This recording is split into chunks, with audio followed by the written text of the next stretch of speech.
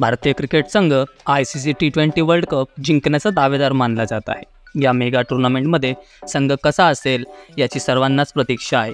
मिळालेल्या माहितीनुसार Indian premier लीगमध्ये मुंबई इंडियन्स आणि दिल्ली कॅपिटल्स यांच्यातील सामन्यादरम्यान मुख्य निवडकर्ता अजित आगरकर यांनी भारतीय संघाचा कर्णधार रोहित शर्माची भेट घेतली।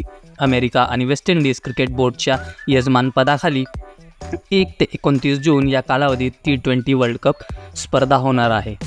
ICC T20 वर्ल्ड कप स्पर्धेसाठी भारतीय संघाची घोषणा केव्हा होणार याबाबत अनेक बातम्या येत आहेत। मुख्य निवडकर्ता अजित आगरकर यांच्या दिल्लीतील IPL सामन्यादरम्यान मुंबईच्या उपस्थितीने याबाबतची उत्सुकता वाढवली।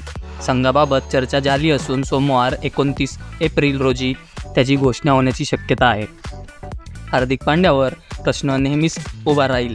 इंडियन प्रीमियर लीग दरम्यान मुंबई इंडियन्सचे कर्णधार असलेल्या हार्दिक पांड्याची कामगिरी अपेक्षेप्रमाणे झाली नाही आणि इंडियन एक्सप्रेसने यापूर्वी एका वृत्तात म्हटले होते की हार्दिकने गोलंदाजीत चांगली कामगिरी केली तरच तो T20 संघाचा भाग असेल, अन्यथा संघातून बाहेर होऊ शकतो। ICC T20 वर्ल्ड कपसाठी निवडकर्ते 15 सदस्यीय संघाची घोषणा करतील। यापैकी 9 नावे अशी आहेत ज्याची निवड निश्चित मानली जात आहे। कर्णधार रोहित शर्मा, विराट कोहली, सूर्यकुमार यादव, कुलदीप यादव आणि जसप्रीत बुमराह यांची नावे 100% निश्चित झाली आहेत। त्याचबरोबर रिषभ पंतचे यष्टीरक्षक म्हणून पुनरागमन जबरदस्त आहे। गोलंदाज म्हणून अर्शदीप सिंग आणि मोहम्मद सिराज यांना संधी मिळणार हेही निश्चित मानले जात आहे।